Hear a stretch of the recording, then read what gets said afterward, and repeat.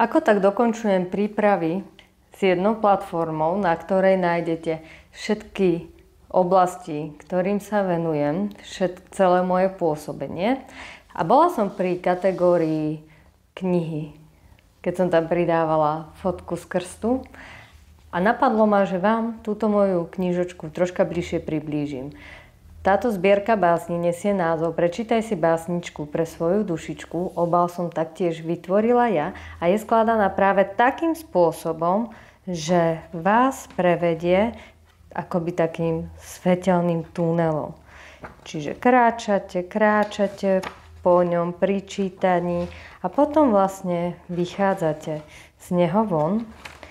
A je úžasná táto knižočka moja práve v tom, že pracuje s vašim vnútrom. Môže sa ho dotknúť, môžu sa vám vynoriť nejaké emócie, pocity, ktoré tam už boli, povedzme, dlhšie, preto má ten názov Pre svoju dušičku.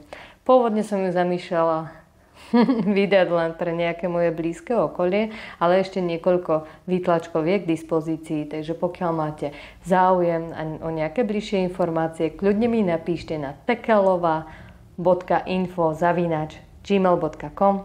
Prajem vám prekrásny deň. Ahojte!